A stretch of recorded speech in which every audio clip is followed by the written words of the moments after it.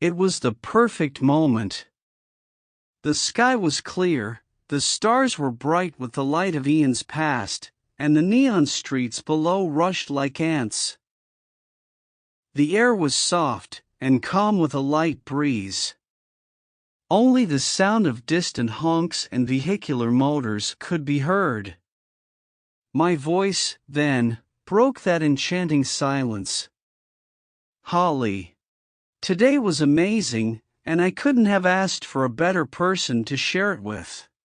So, I mean it when. I cleared my throat and went down on my knees and stared softly into her deep hazel eyes.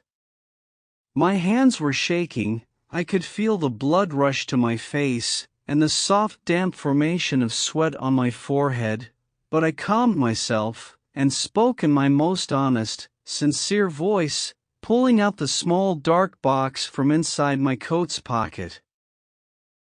Will you make me the happiest man alive?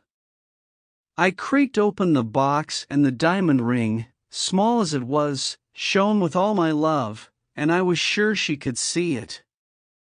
I will. My heart skipped a beat in ecstasy. She jumped up and hugged me tighter than ever before and looked deep into my eyes as stared into hers. And we kissed.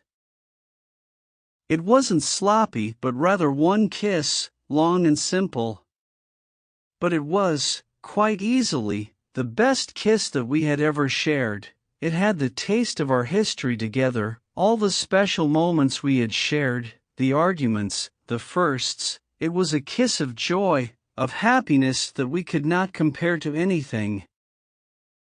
That one kiss gave us faith and hope in our future together. No matter how hard things would get, we would always have each other, forever.